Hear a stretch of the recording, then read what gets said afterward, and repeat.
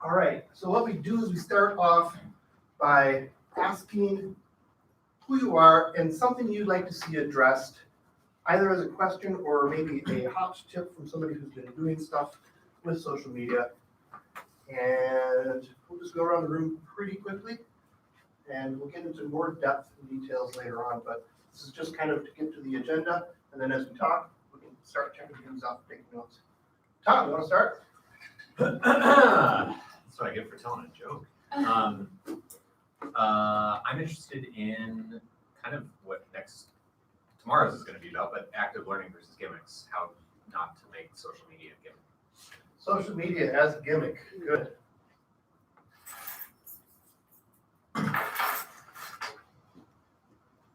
Angela, I teach a lab class, and I found out this semester that the entire class had started a group chat, which was a new experience. I don't think there'd ever been a whole class, because they work in groups all semester, but this was like everybody, so 29 people, except one person who didn't have an iPhone, so apparently everyone else had an iPhone in class. So I'm trying to think of if there's a way to make this something that I sort of offer a tool that they can use each semester and make it a little more supported, so that I don't want to be involved in the group chat, but if I can help them make that useful. Or is it like Life Serial, where if it's good for them, they don't want to do it? If you tell them that it's good for them. Well, I meant more like other ways they can do it that are more inclusive of the whole class. So, yeah. So I did also find out from my student hourly today that she has a teacher who gives out his phone number and encourages students to directly text him questions. And I was like, what? Is there a way to do something that's like that, but not that? Jennifer. I'm Jennifer. I'm a PA, the other PA who's looking for a buddy for the active teaching She's class. been way overtaxed this semester. And I am a very reluctant social media user, so I'm interested in being persuaded that it's a useful thing in the classroom. Great. Hi, I'm Jennifer Pruitt. I teach in the art history department here. I taught a class this semester on architectural history, and I did an Instagram project where the students had to take photos of building terms or vocabulary around town and post it. I don't use Instagram, so I didn't do a great job with it. I'm convinced it's a useful platform, but I'm particularly curious on finding ways to efficiently grade Instagram assignments and also to make it more interactive, because I didn't actually maximize by any stretch the social component of the platform, and at the end of the day they could have just posted stuff on Canvas, and so kind of figuring out how to unlock the potential. Excellent, thank you. Greg. I'm Greg Downey. I'm a faculty member in the journalism school and the information school, but I'm here with respect to this course I've been teaching for the last 5 years really now. Wow. It's called Inter-LS 210. It's a 1-credit course. The Inter-LS part comes from, it's stuck to the College of Letters and Science, and it's meant to be a career course for any student from any major, really from all over campus, to kind of have some space to think about what they're doing in university and how it connects to their future career path. So students think that this is the course where they will get to write a resume, and we do that. And we also work with LinkedIn a little bit and some of the other sort of social media career building tools that the campus has rolled out and partnered with, like Handshake, which is interesting because it's a direct competitor with LinkedIn and the two don't talk to each other at all, or Badger Bridge, which our alumni association and foundation sort of rolled on top of to connect very well with LinkedIn. And so we're not so much using social media as a tool for other means. We're using it kind of as an end and as a topic. So to get students to think about, what is this social media platform, company, service that we're telling them this is useful in your job search, but we're also trying to give them some good ideas about what are the limits of using that, what is it good for, what is it not, and to think of these social media tools less as just simply marketing and branding tools, as more as tools they can use for research, like to figure out how do people talk about different kinds of work in different kinds of careers and different kinds of companies, and how can they kind of dive into all the data there and get a sense for a new world that they'll be stepping into. I'm Sid from Do It Academic Technology, and my interests are already up there is like, how is social media not a gimmick, and what can it help students learn? Great. Hi, everybody. My name is Maria. I'm with the School of Education. I think I have a tool to share, which is called Yammer. It's part of the Office 365 app suite, and it's kind of like a institutional fake Facebook. So I think it works well for those who maybe have concerns about exposing or forcing students to interact with their personal public profiles. I also have the question of whether it's useful if it doesn't pull in those outside real world connections. I'm Margie. I'm from Academic Technology here as well. I've had some of the same experiences that Jennifer has had regarding it's turning something like a picture into an assignment versus like a conversation, right? Kind of this situation. But then yesterday I also work with large classes, and one of my instructors that I was supporting said, can we do this during class? Can we use some sort of social media during class, like a chat, so that we have a TA watching this and maybe we can have some sort of conversation so we know what the students are asking and thinking while we are engaging in this, or we're going whipping through this anatomy, whipping through this like leg system, and we don't know that they know any question if they're having questions. So social media is a just-in-time medium.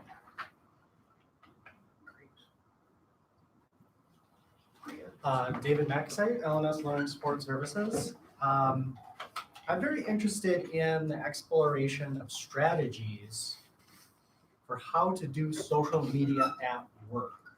And that includes teaching and learning. Because did anybody see the 2-part Facebook series on Frontline?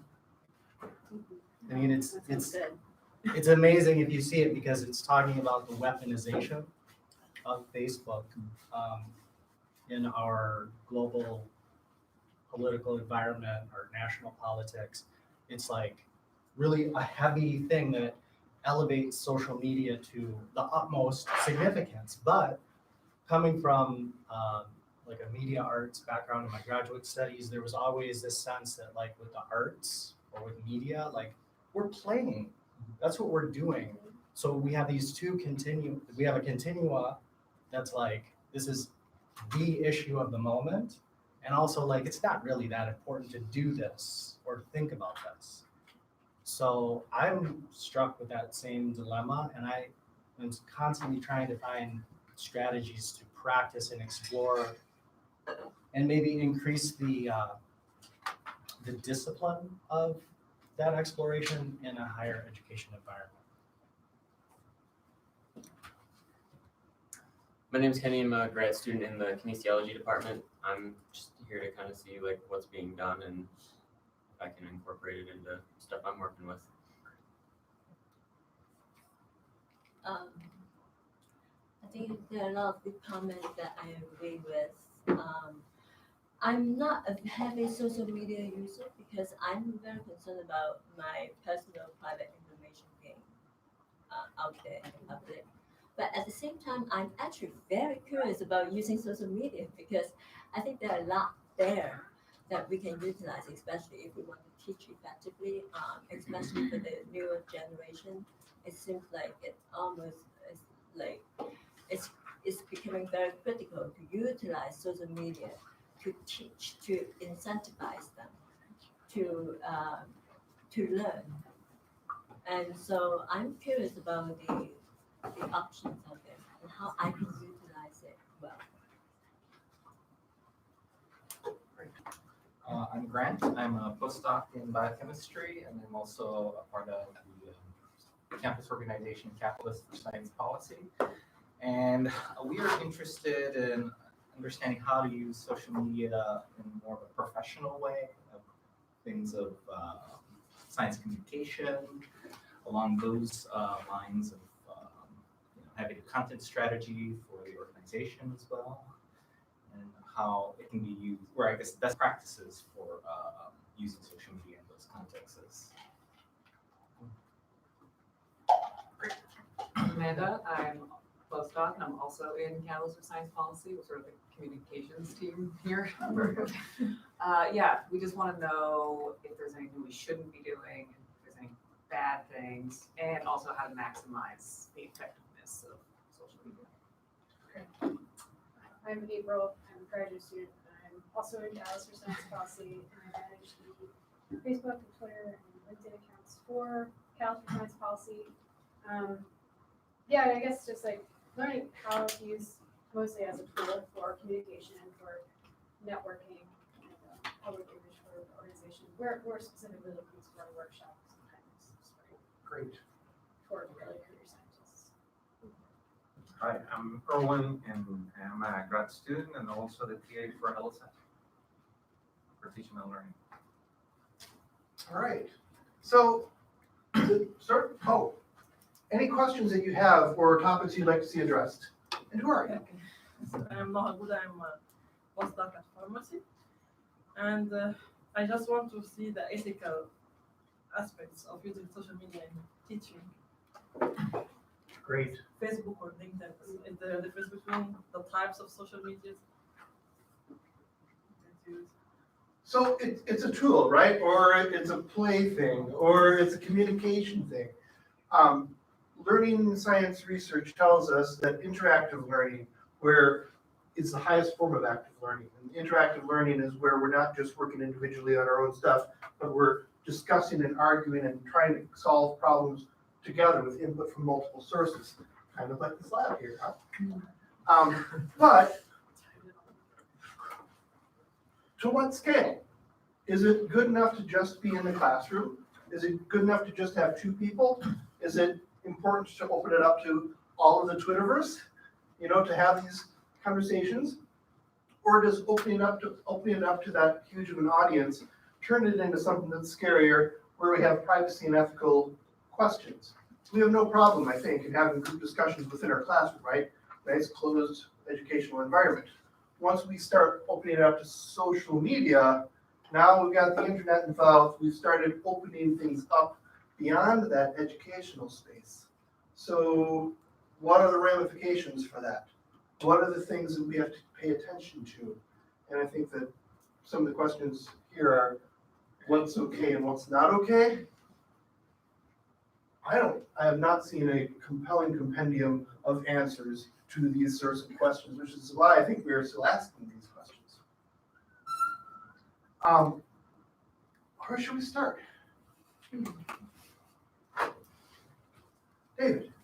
One strategy I've taken out of caution and care for, FERPA and privacy and the experience of students is to look at the delta between social media as we see it at scale, like Facebook or YouTube or Twitter, and see how that can be adapted for the classroom.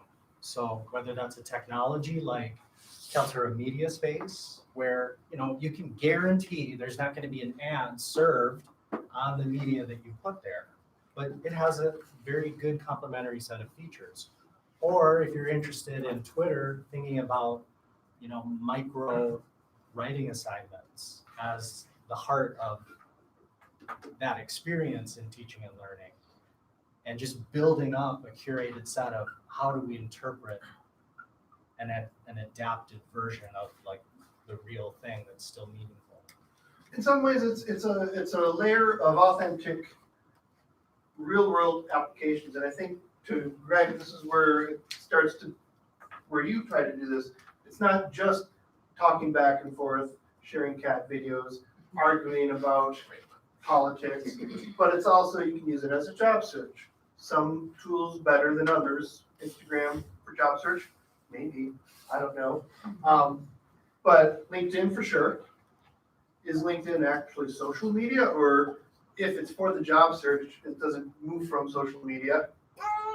And I bet the argument is it's not just for the job search, it is also for professional resources and research. Yeah, I mean, for our use of LinkedIn, it's I share the same concerns that have been raised, the ethical concerns and privacy concerns. And so the first thing we try to do is talk to students about who owns LinkedIn?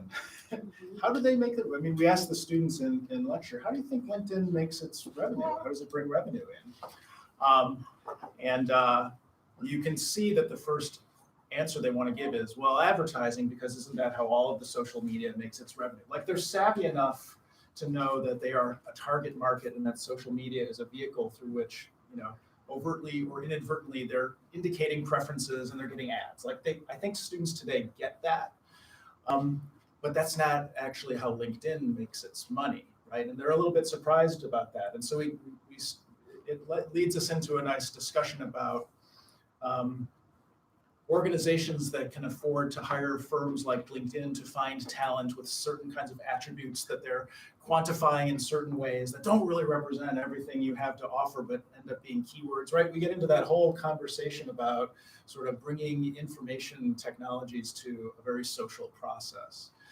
That's before that, we talk about, what should you wear for your picture on LinkedIn, which is a whole other sort of discussion about self-representation and identity and issues of assumptions and prejudice and everything else. So we can open up a lot just by using that tool, but the nature of the class is we can't not use that tool because that's going to be something we know they are going to encounter the day they step off of our campus and across the stage to graduate. And we need them to be aware of it and prepared for it. And we tell them when, in 5 years, maybe when you're actually doing the job search that, really matters to your life, maybe it won't be LinkedIn. It likely won't be. It'll be something different, or it'll be 10 different things. So a lot of it is just generic strategies and being able to understand the background of some of these systems. Is that parallel to learning how to use a word processor? I learned how to use WordPerfect. I'm not using WordPerfect anymore, but I'm using word processors. Is it a similar skill set or skill building thing in that vein? Putting aside all the social aspects or the interactive with other people aspects, is it just something that a literacy that we need to learn, how to self-represent ourselves, how to be aware of what the media is getting or what the companies are getting from you? Is part of the media literacy part of the consumer awareness, consumer literacy? I would say definitely. One of the big thinkers that I read and watch and listen to on this is Gary Vaynerchuk. Anybody? He runs a international media company. He's an entrepreneur. He wrote the book Crush It. But he talks a lot about the value of practitionership in the social media space because he describes social media as the current state of the internet. Like we think of it, in my mind, as Facebook, and then it kind of iterates from there. But it's like Amazon bought Whole Foods. It's our grocery. It's like how we date. It's like it's everything. And understanding the meta conversation, to Greg's point, but also the test that we did for public outreach was a live version of one of our workshops, and using Facebook's targeting tools. I had never done it. I never, had my department pay $5 for an ad, but we could. That was a challenge in and of itself. But for that $5, we could target within a mile radius of our building for graduate students who our target audience were of the University of Wisconsin-Madison, and serve ads directly to their phones. Like you've never been able to do that in the history of, so there's like the word processor thing is definitely true because it's, there's a mechanized part of it, but we've never had those capabilities. It's learning how to make a flyer that shows up on people's phones. Yeah. So it's marketing, but you're not the business school. You're not the business school, Right. So is it just for business type folks and marketers, or no? It's not anymore because it's important, I guess. Where is it? we ended up, I mean, just to get more practical, we ended up just, first with the Instagram assignment, first we had students create not fake names, but different accounts that was only for the class. And then we ended up having a closed experience at the end where they had to follow us, which also made it easier to grade. So Yes. So that, and the students are the one that told us to do that, and I wish they had told us that, right away. So that's how we kind of dealt with privacy issues. And I did one with Twitter several years ago for a class that I taught and required them to create a Twitter account. Didn't have to be John Martin, could have been anybody, but I had to know who they were so that I could track their tweets about things on campus. And it was basically just to get them to do an interactive thing where they share information with other people using that hashtag. And there were people who had private Twitter accounts who created a separate Twitter account. Now, once you start doing that, they've got to log out of one and log into the other, and it's a pain. A lot of times they don't want you to use their Facebooks or their Snapchat or their whatever it is now, because it's their space, it's not your space. And that gets into the, ethical, is it ethical to force them to use this thing? How does that affect the privacy? If it's a closed environment, is it as authentic, or to your point, could you have just used Canvas? Could you have just used, I don't know, something else? And how closed Yammer? really is it? And how closed is it?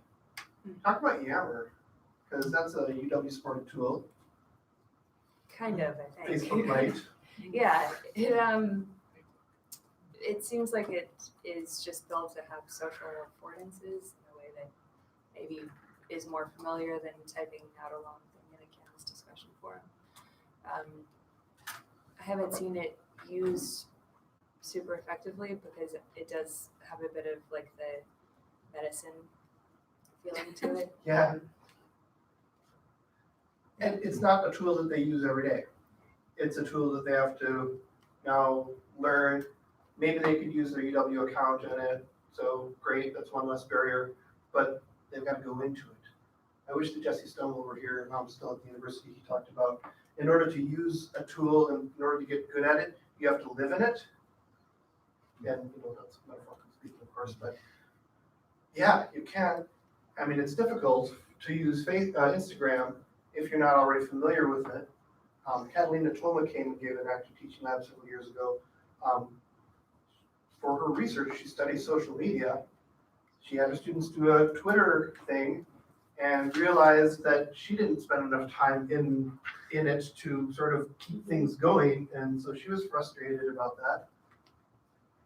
Are there social tool, or are there equivalent tools within Canvas? I mean, is there something more interactive? Because I've just switched to Canvas this semester and I haven't. Equivalent tools is a question, right? Right. Are there tools that do some of the Approximate functionality? tools.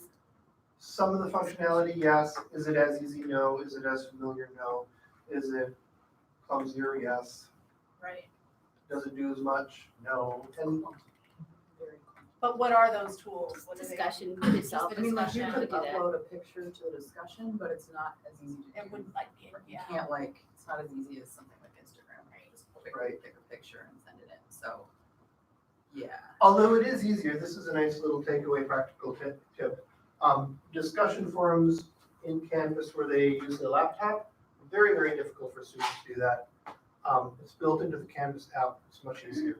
Still not easy, Still not easy. much easier. But we presume that that's gonna get better as tool develops further.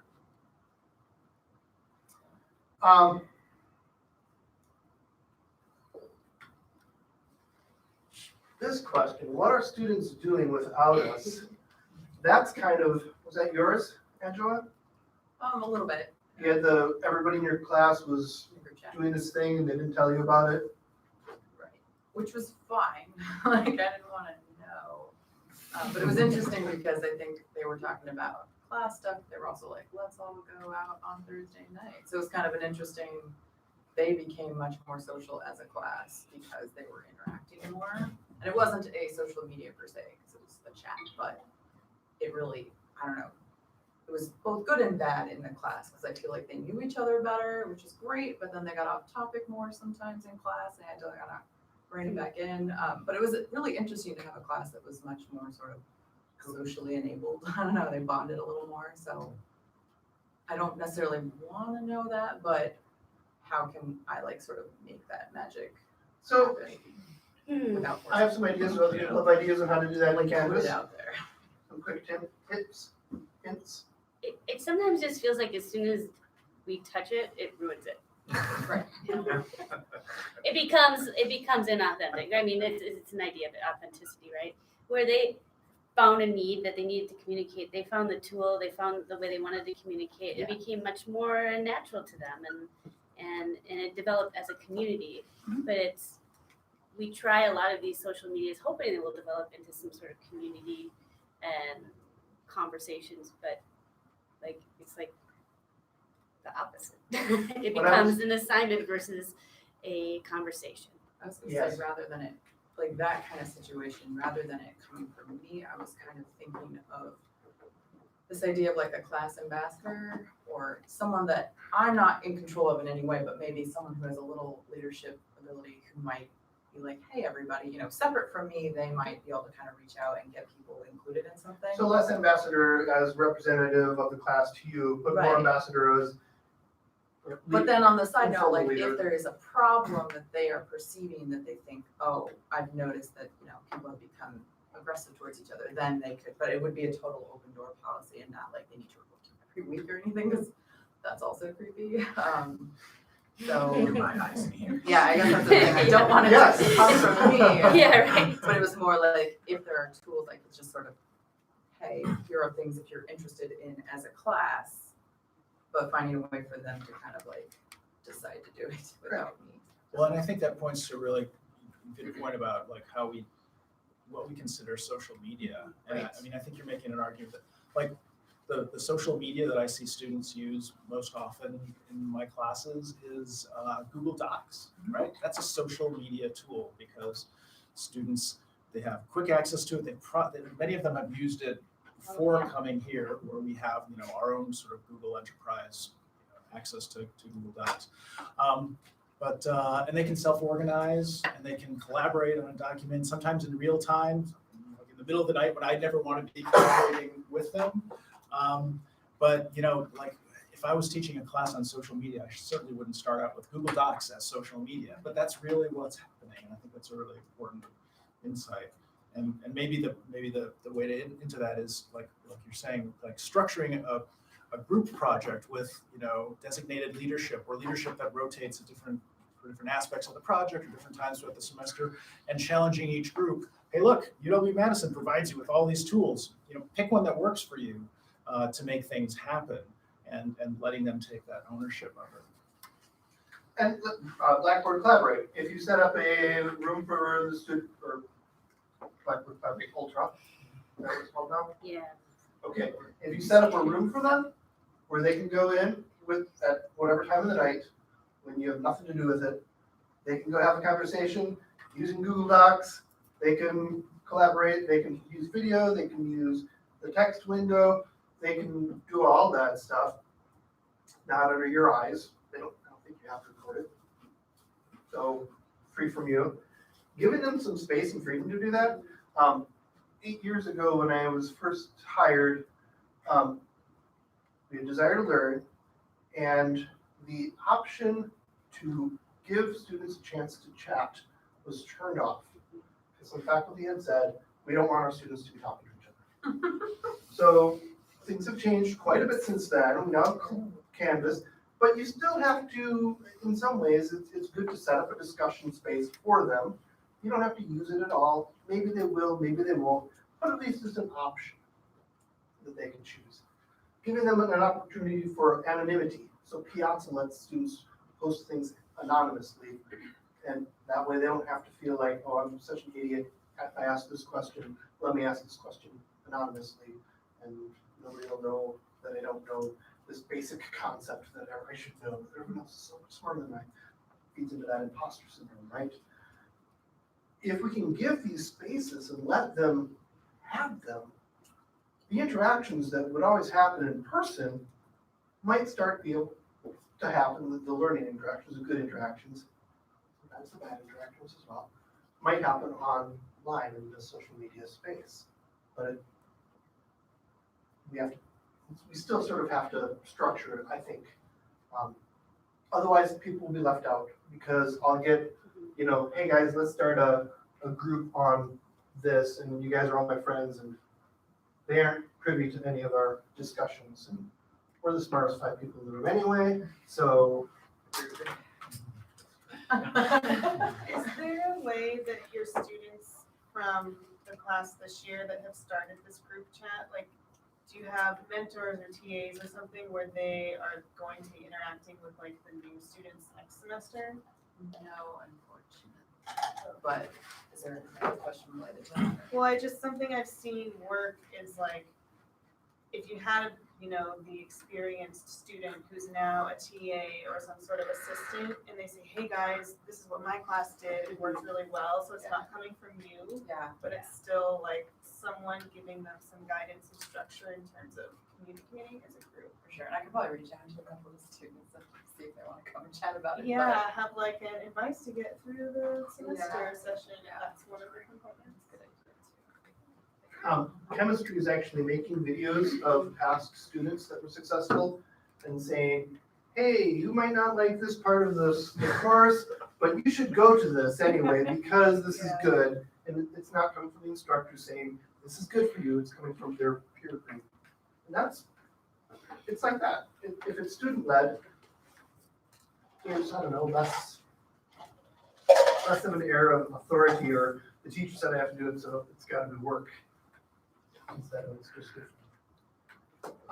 It kind of comes down to purpose, doesn't it? It comes down to purpose and a little bit to what David said about understanding the constraints of it a little bit. Like, so I'm thinking about our scientists over here and how their purpose for what they want to do as early career scientists and getting their names out there and getting the science out there and things like that. I mean, that's maybe some assumptions, so I apologize for that. But right, and using that as a kind of a springboard for career development. That's kind of the same as LinkedIn and things like that. But also recognizing like the constraints of something like Instagram for what we want it to do. We thought maybe it would cause all this, conversations and what have you, but that's not the way students use Instagram. When they're out and about, they're just taking pictures and selfies and doing whatever they want, and it's fun and it's this thing. It's not a business tool for them necessarily. I think that's really important because I think. I'm old. It might be good to like sort of suggest that they do make new profiles or something for a business side, for their school side transitioning into business. Because I mean, I have Facebook, but I don't use it for like anything useful. But my Twitter account, I try to keep very professional. I try not to stir the pot, and I only post things that I think are relevant professionally. So. I had great hopes for Google Plus. Oh boy. I was thinking, you Not got doing your so hard now. WestEdu account. This is your chance, student, to have a professional account, and you won't ever use it except in school, and it'll be sort of like a LinkedIn thing, but we could use it in class, and that was really forced. I really had to force them to use the Google Plus. Well, they're so good at so many things. Yeah. Like we might hear something like, "Hey, Snapchat, that sounds cool." How could because students use that and it's natural to them. How could we make that into an assignment because it's fun? But that's not how they're using it. I don't know how they're using it because I've decided not to be part of Snapchat. Yeah. But, And it's not designed for you. no, it wasn't. It's designed for the things that shouldn't go on Facebook that live in perpetuity. But there's this thing that was recently purchased by Microsoft. It's called ClipGrid, and it's Snapchat-like features for video discussion. Now, it was purchased by Microsoft. We use Microsoft Office for higher ed, So it's one of these things where the big established companies, Facebook, Microsoft, they adopt innovation as a feature of their suite of tools. So it's almost like a question of when important features will make their way into a supported tool set. And we have some language instructors who, really are excited about this. If you think about the supported way that they would do what they want to do using our existing tools, and then you compare it to this new thing, it's like, it's so clunky. And I think that there's a real opportunity to sort of be measured, but still open to some of these innovative technologies, because some of the features will make their way into higher ed. I don't think I'm suggesting not to do that. I think I'm suggesting purpose. Like, Yeah. what's the purpose, right? But- How is purpose? But that's actually a really good point. To continue to be innovative, to have these media literacies that you will need when you leave here, sometimes you gotta go beyond the official support. I'm not saying this officially. You might think that sometimes you might have to go beyond the officially supported tools because they are tried and true. They are not innovative spaces oftentimes, right? They're tested. Speaking of tools that are outside there, and listening to your concerns about having authentic material, there is a tool called Hypothesis. If you're not familiar with it, it's great because you can send your students to authentic material out there in the world, and you can set it up so that it is enclosed just for your class. And then you create this space where they can interact, and you don't have to be there, but you can be. And that's web annotation, right? And That is, yeah, but you can create a space where they can have a conversation. You can make it enclosed if you want to, you don't have to. And I understand that that they're coming up with a what it's called? API for it? Yes. Or LPI? For Canvas. Interesting. So it may be a good thing. It might be a thing to look at. We had an instructor who used genius.com to do annotations in the past, and he had talked about Hypothesis as a rising star several years ago, so it's good to see that they're moving along. Can I share 2 quick Google things and a Snapchat thing? Would that be useful? Sounds like a good title. Will it disappear? What? Will it disappear? No, not Just like teasing, I'm like teasing. With a Snapchat. IRL. So I also work in UW Housing, and we do a lot of events and mass communication, and that's been by far the biggest use that we've done officially with Snapchat for just-in-time stuff of like, hey, it's 15 minutes. There's an event 5 minutes away from you. That sort of like last-minute communication.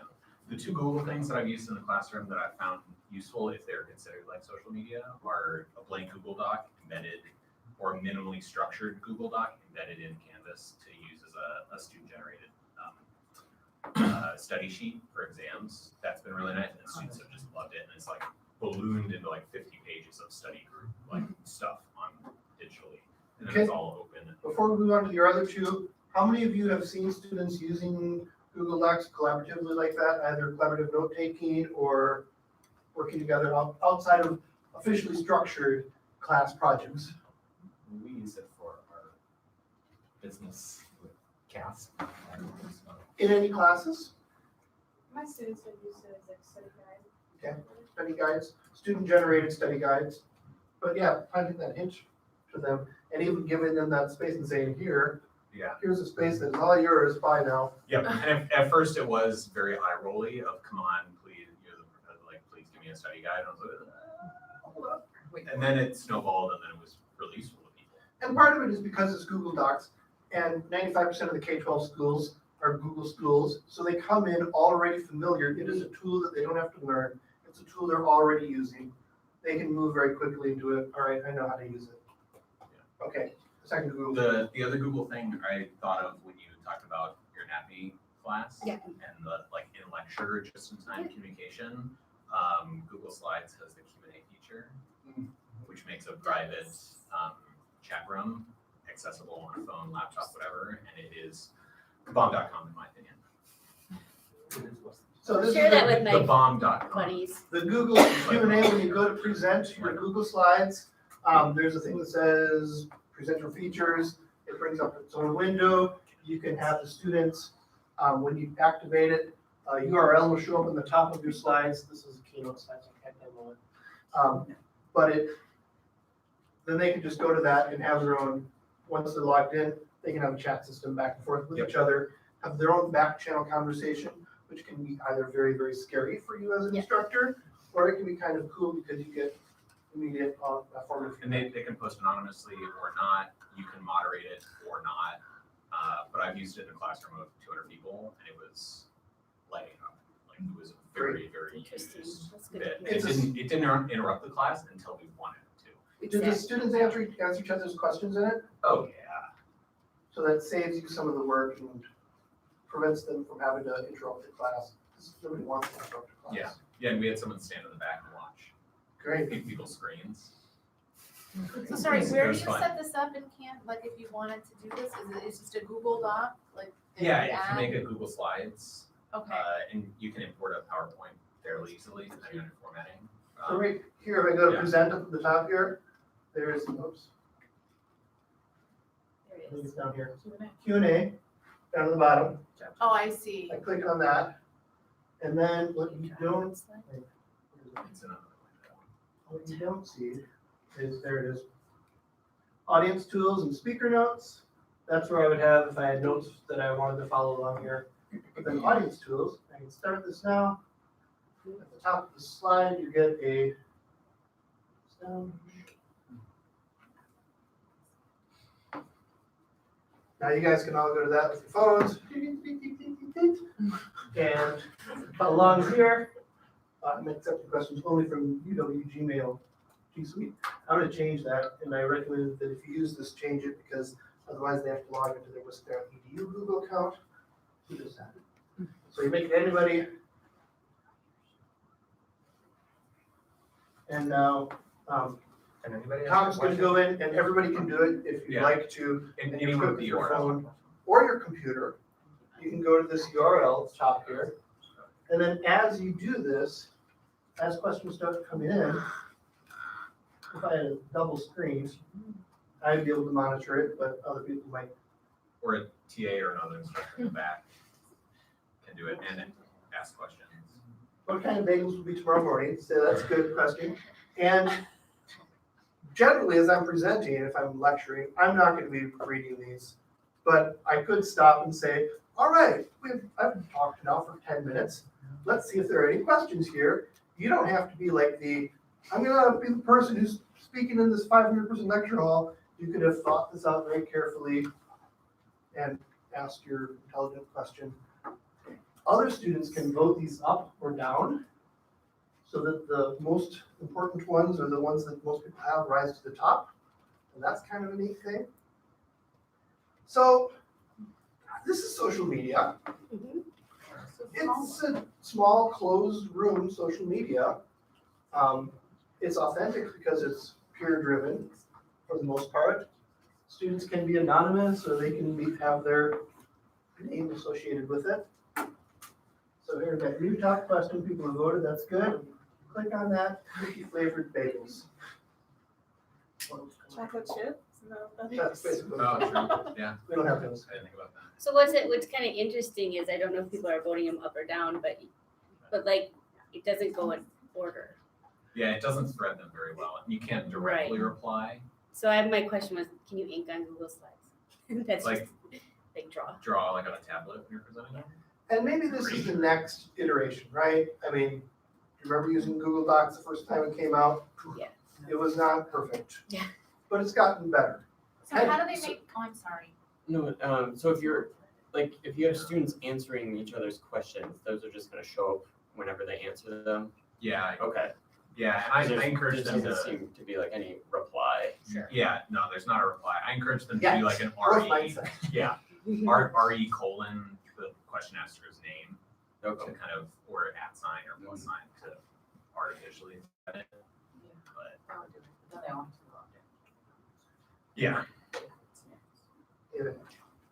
I think there are quite a lot of activities that are designed using, for instance, the like tool in discussions in Canvas, because that's a way to manage how many replies that the instructor needs to make to a long thread.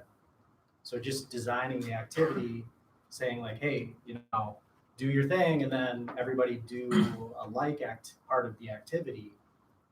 That's a social feature that can be used to manage time. Yeah, these questions can be done in Canvas as well, just as easily. If you have your slides in Canvas, you could have, or numbered, they could say, slide 5 talks about teaching easier, but what does that really mean? And then other people can respond to it. And then you've got a record. This record disappears after class. It disappears. I believe so. It's not something you can say. I mean, I think I can, screens. I could probably copy you, paste it. So that actually brings up an interesting, I feel like there's sort of two different kinds of social media or ways we're thinking about social media in this discussion, and that just kind of crystallized it for me, because there's tools and structures and tricks to bring social behavior into class in interesting ways, right? Like use Google Doc, use this, you set up something in Canvas, set up an assignment that forces a certain kind of interaction, talk about videos, whatever it might be. And then there's the notion of, like, I think some people were getting at it, thinking about like, how are our students using social media in their lives? Not just as students at UW-Madison, but as people who had a history before here and have a future after, and are building their identity and changing their identity and rebuilding their identity. And when we think of social media in that sense, if you have a social media life on Twitter, you don't just see the 4 tweets I made during class in response to what was going on in class. You see like everything I've said for the last 3 years about the socio-geopolitical cultural scene. And if you choose to follow me, you'll keep seeing things outside of that context. And so there's a sense of our students' lives on social media that it's been interesting to me to think, how much of that I can connect to and should connect to, and how much I can't and shouldn't. And in a way, I want to bring that. I'd love for their life at university to become part of their social media life in a sort of natural way, like be talking about what you're doing here because this is important and this matters, and be representing that as part of who you are. And maybe that gets to the idea of becoming a scientist who interacts with publics, right? And so how do you model that as a professional behavior, but also as an intrinsically interesting behavior, right? And so I'd be curious if people have like ways to think about that, or ways to do that, or ways to even have that conversation with students. And this is the same as class versus life, right?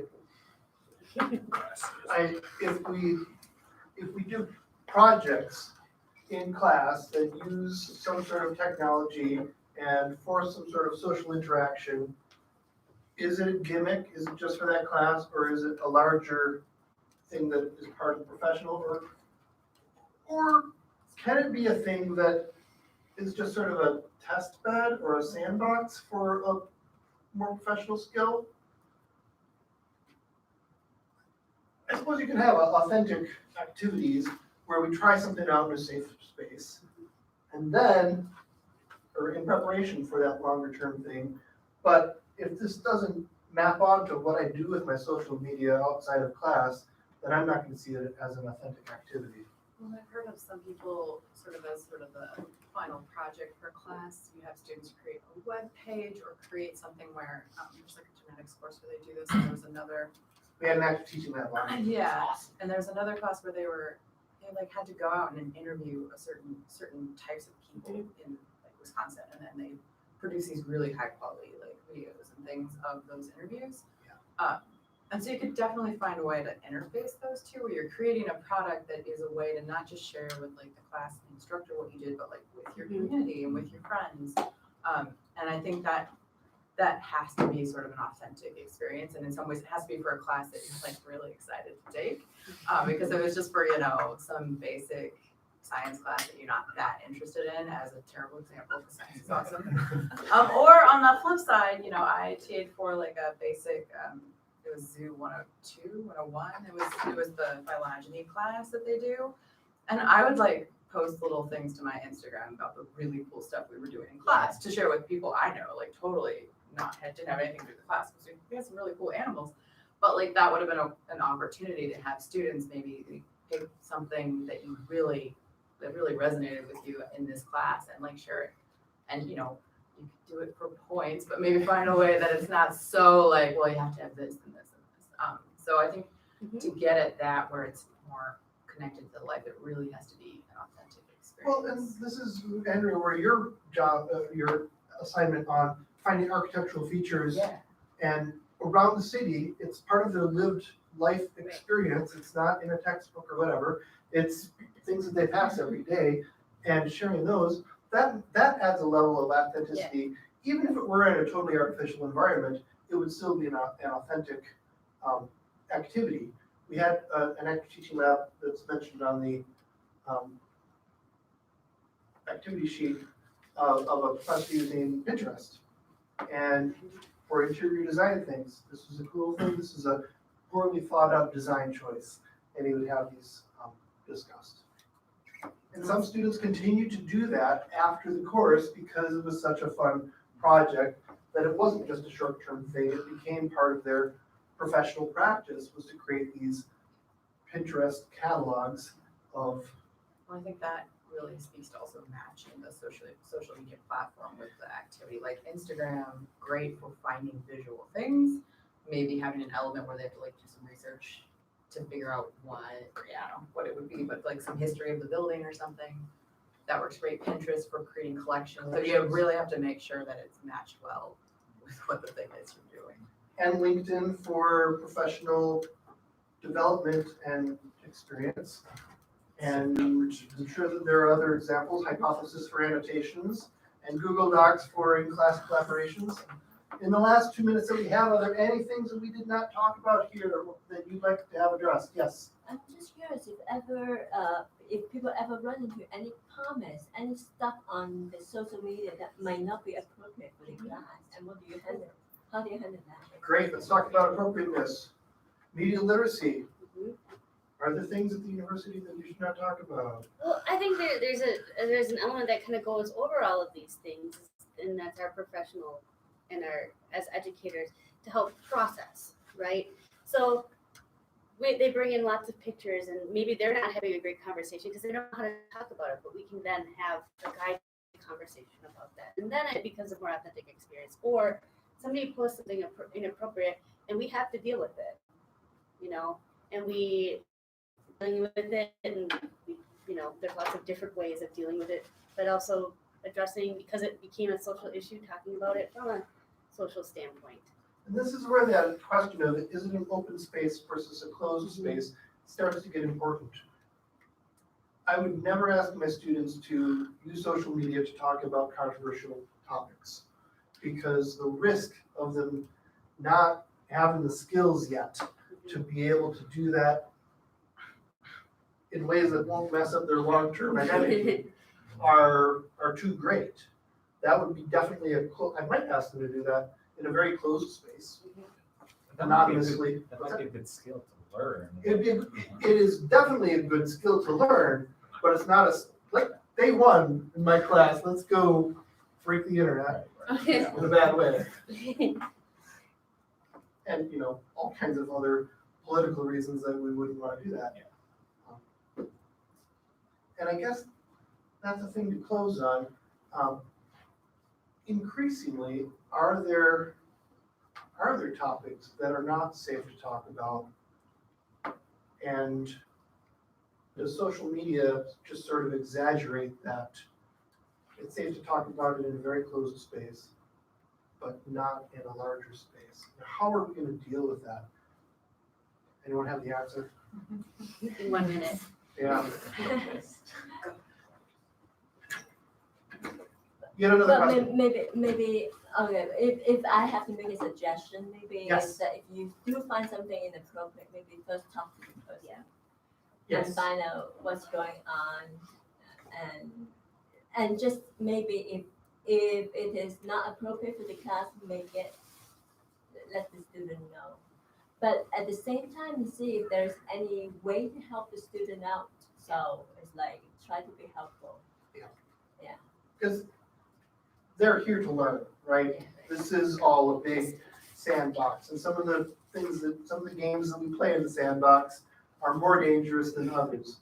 And the ones that go outside the sandbox into the internet sphere are potentially riskier. But if I can ask the last question, I'm a lazy person on social media. Is there a good way for me to keep it up with the social media stuff? What is there? I don't know. What is the magic for you guys? How do we keep up to date with social media, guys? Balance. Pick your platform. How many people have the opposite question? How do we unplug from social media? I think if it's meaningful for you, you know, I've had to cut off my social media because I just have too many other things right now. But it's meaningful for my husband and family and what have you to post pictures of kids and things. But if it's not meaningful, then don't. And affinity groups. People would say, I studied games and learning. I never really liked video games. But I eventually found a video game that I liked. It makes stuff in it. That makes sense. So that was my input into like learning a lot about games. But find a hobby and you will find stuff on the internet and you'll find other people interested in that hobby. And it's the hobby that'll pull you in, not social media. The media is just a means to the end. Thank you guys all for coming today. This was, I think, a good conversation. Please take a minute to inspect the checkboxes on these. And thank you for contributing. Checkboxes on what? Oh, on here. Thank you. If there is a topic you'd like